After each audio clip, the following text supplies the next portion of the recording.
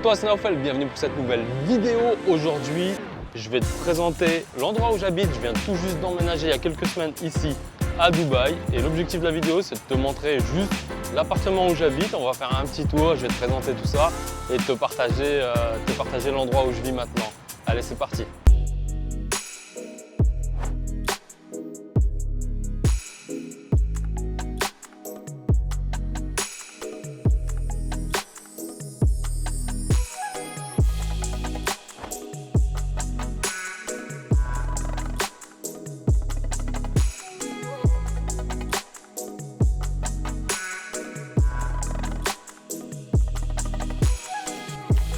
Ok, suivez-moi.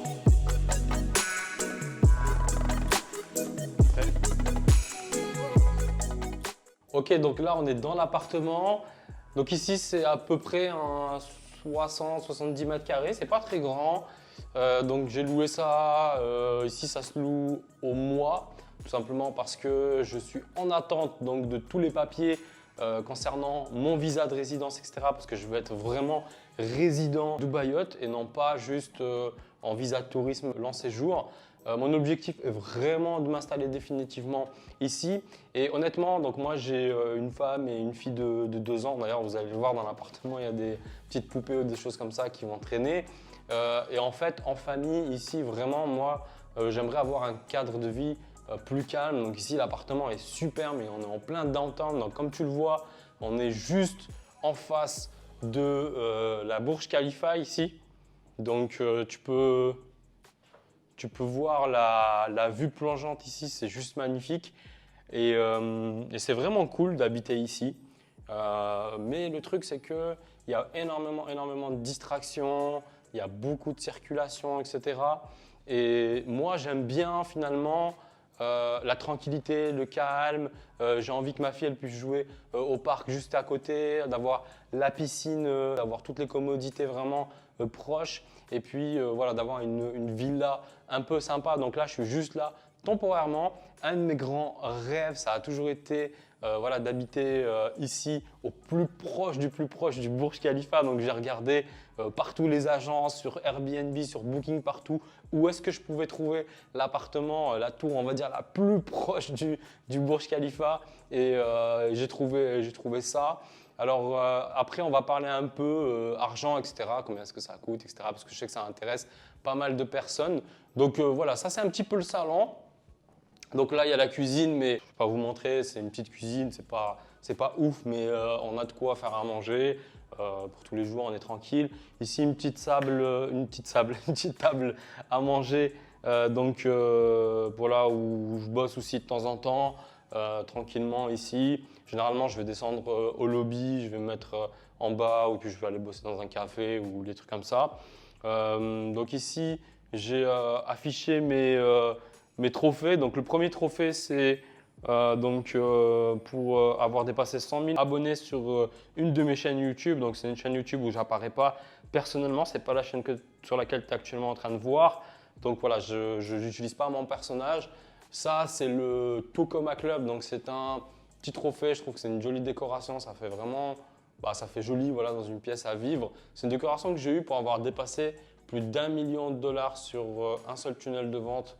Donc c'est ClickFunnels. ClickFunnels, c'est un logiciel qui te permet de faire des tunnels de vente, en gros des petits sites hyper optimisés pour la vente. Donc voilà, j'ai eu ça en 2020. Je l'ai installé là, ça m'inspire. Et puis voilà, vraiment la vue inspirante ici que j'ai tous les jours. C'était vraiment un rêve pour moi de venir voilà, au plus proche et puis de prendre un maximum d'énergie positive ici. Je vais vous montrer un petit peu la chambre et puis ensuite je vais vous montrer le balcon parce qu'on a une vue vraiment sympathique. Donc là, c'est la chambre à coucher, donc une petite chambre à coucher. Un grand lit king size, donc ça fait vraiment plaisir pour dormir. Les peluches de la petite, elle en a partout. Et voilà, donc là, on a une vue directe sur le Burj Khalifa. On a voilà, un grand balcon terrasse, vraiment, où on peut s'installer et prendre un petit café ou autre. Et je vous montrerai juste après. Donc voilà, la vue ici, le matin quand tu te lèves, c'est vraiment cool. Tout l'appartement en fait donne 100% sur le Bourges et là-bas on voit un petit peu les fontaines. Je vais vous montrer ça mieux juste derrière.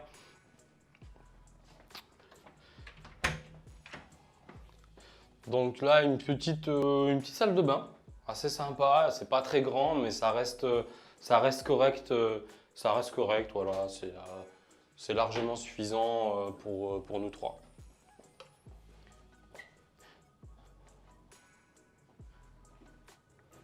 Donc il y a deux accès. Il y a un accès par la chambre directement.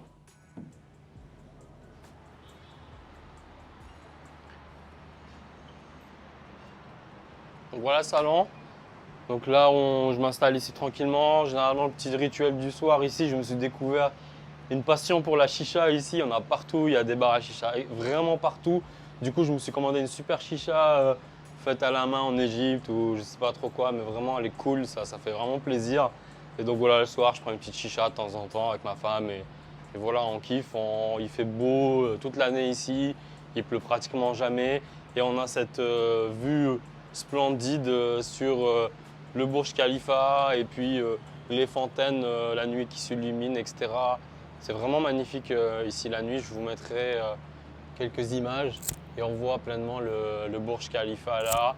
Et voilà les grands axes, c'est une vue assez dégagée quand même, surtout downtown. Donc downtown, c'est vraiment entre guillemets on peut dire le centre-ville un peu de Dubaï. Alors, juste ici, là, je vais vous montrer un truc vraiment sympa. Juste là, en bas, on voit un petit tunnel. Ici, là, ici, là, tac, tac. Tout ça, c'est un tunnel. En fait, il part d'en bas de la tour, directement du deuxième étage. Et c'est réfrigéré, enfin, c'est réfrigéré, c'est une climatisation, des tapis roulants, etc. qui t'emmène directement ici. C'est le Dubai Mall, donc c'est le plus grand centre commercial au monde qui est juste là. Ici, on voit juste là Rolex directement. Voilà, si je veux aller chez Rolex, je vais directement par là.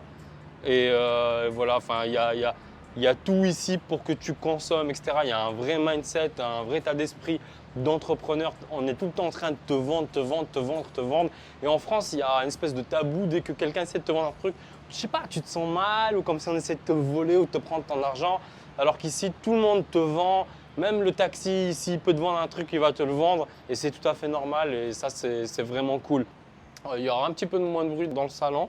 On va juste parler un petit peu des coûts, etc. et pourquoi j'ai choisi cette tour. Donc alors, pourquoi j'ai choisi précisément cette tour-là en dehors du reste? Alors ici, il faut savoir qu'à Dubaï, en fait, quasiment toutes les tours, elles ont donc une piscine, une salle de sport, un lobby business, etc. où tu peux travailler. Donc il y a vraiment toutes les commodités sur place sans avoir besoin de sortir de la tour. Et juste en bas, pareil, un supermarché, etc. Ici, on peut absolument tout se faire livrer. Bon, c'est pas propre à la tour, c'est juste voilà, à Dubaï, voilà, tu peux tout te faire livrer, même l'essence. On peut te le livrer chez toi. Femme de ménage, la commande sur une application, elle vient dans les 2 heures, etc., etc. Donc ça, c'est génial et c'est pas si cher que ça, contrairement à ce qu'on peut penser. Typiquement, l'essence, ça coûte moins cher que de l'eau ici. Une femme de ménage, c'est à peu près entre 5 et 10 euros de l'heure. Ça dépend ce que tu prends, mais globalement, à 5 euros de l'heure, voilà, tu vas trouver plein de femmes de ménage sur les applications, etc. Bon, voilà, si on va aller se balader au mall, etc., c'est hyper facile d'accès. Et on est vraiment voilà, au centre de Dubaï, là où il y a vraiment une énergie assez spéciale. Donc, concernant cet immeuble, en termes de prix, ici, les loyers, ça va, sur ce type d'appartement, ça va varier entre 4 000 euros par mois et 6 500 euros par mois maximum hein, pour ce genre de surface que je ne trouve pas si énorme que ça comparé à d'autres villes comme Londres ou Paris quand tu habites dans des grandes villes ou même Berlin. Quand tu es proche de gros monuments comme ici le Burj Khalifa, qu'on peut comparer littéralement par exemple à Paris à la Tour Eiffel, ici je trouve que les loyers restent quand même extrêmement peu chers. Aussi dû au Covid, etc. et aux dernières restrictions, voilà, beaucoup de gens ne peuvent pas sortir de l'Union européenne et dans le monde entier. Ici, Dubaï, il n'y a aucune restriction liée au Covid, etc. Ou quasiment très très peu, on ne les ressent pas. Donc ça, c'est vraiment cool. Et du coup, il n'y a pas beaucoup de monde en fait qui vient. Il n'y a pas énormément de tourisme. Il faut savoir que Dubaï vit 100%, enfin pas 100%, mais quasiment que de tourisme. Ou bien tous les business qui sont liés, ils fonctionnent parce qu'il y a beaucoup de gens qui viennent ici à Dubaï. Et du coup, en fait, ce qui se passe, c'est comme il y a moins de monde, en fait, les prix baissent un peu, mais surtout, tu peux négocier. Et dans la vie, il faut toujours tout négocier. Et en France, négocier un loyer, ça ne se fait pas. Ici à Dubaï, ça se fait. On peut absolument tout négocier. Il n'y a aucun problème avec ça. Il n'y a pas de tabou. Donc vraiment, j'ai réussi à avoir un super prix ici. Moi, je loue pour 3 500 € par mois à peu près. Et voilà, il y a absolument tout, même le linge, voilà, c'est inclus dedans, etc., etc. Alors, une petite astuce que je vais te donner, un peu partout d'ailleurs si tu voyages. Donc, cet appartement-là, d'abord, je l'ai vu sur Airbnb. Et quand tu prends au mois, bah, tu as une réduction. D'accord? Donc, tu peux rester autant de mois que tu veux. Mais ce qu'il faut faire, surtout dans les grandes villes, genre Dubaï en tout cas, tous les appartements ici sont gérés par des agences. Les agences, elles ont leur nom directement sur Airbnb. Donc, tu tapes directement le nom de l'agence sur Google et tu contactes directement l'agence. Tu vas gagner un truc comme 15% et tu pourras encore même plus négocier que ça. Donc, moi, c'est ce que j'ai fait et c'est comme ça que j'ai réussi à avoir un super prix. Ici, je peux rester autant que je veux. Voilà, tant que je paye un mois complet d'avance, je peux rester autant que je veux. Honnêtement, je ne sais pas combien de temps je vais rester ici. J'ai quand même hâte d'avoir mon Emirates ID, pouvoir louer une villa, m'installer tranquillement, avoir un gros bureau installé, etc. et vraiment être focus au niveau du business. En tout cas, c'est vraiment cool et vraiment agréable d'habiter ici. Je pense que si j'étais célibataire, honnêtement, je resterais dans une tour comme celle-ci parce qu'il y a vraiment tout. Tu as tout le setup parfait de l'entrepreneur pour bosser sans distraction si tu le souhaites. Voilà, si tu ne sors pas, etc. Zéro distraction, tu peux bosser et kiffer autant que tu veux. Il y a énormément d'activités ici à faire. D'autres questions qui me sont posées, c'est quel est le niveau de vie, etc. Donc, je partage pas mal de choses sur Insta. Donc, voilà, si tu ne me suis pas, bah, va sur Insta parce que je partage pas mal de choses sur moi, plus perso, moins business. Et souvent, bah, on me demande c'est quoi le coût de la vie à Dubaï, est-ce que c'est cher, etc. Honnêtement, à part le logement, tout le reste, moi personnellement, je trouve que c'est moins cher qu'en France. Après, voilà, ça reste globalement assez équilibré en fait quand tu regardes au global. La principale chose qu'il faut garder en tête, c'est que ici, si tu viens, c'est soit pour travailler dans un job, mais honnêtement, tu ne seras pas super bien payé. La seule raison qui t'amène à Dubaï, c'est quand tu es entrepreneur, que tu génères déjà, on va dire, un peu d'argent, mais que tu souhaites t'expatrier. Pour moi, c'est en tout cas à moi personnellement, voilà, chacun est différent, tout le monde a des critères différents, il y a plein de super pays, mais moi voilà, avec ma femme, etc., on a aligné plein de critères et Dubaï correspondait le plus à ce que nous on souhaitait. Ici à Dubaï, il faut savoir qu'il y a 0% de taxes à titre personnel et 0% de taxes à titre professionnel. Du coup, en fait, tout ce que tu gagnes, c'est pour toi, il n'y a pas de TVA, etc. Donc c'est 100% dans ta poche. Au final, tu payes un peu plus cher quelques prestations, voilà, type logement, etc. Et encore, franchement, ça reste le même prix, je trouve, qu'à Paris. Londres, c'est encore plus cher.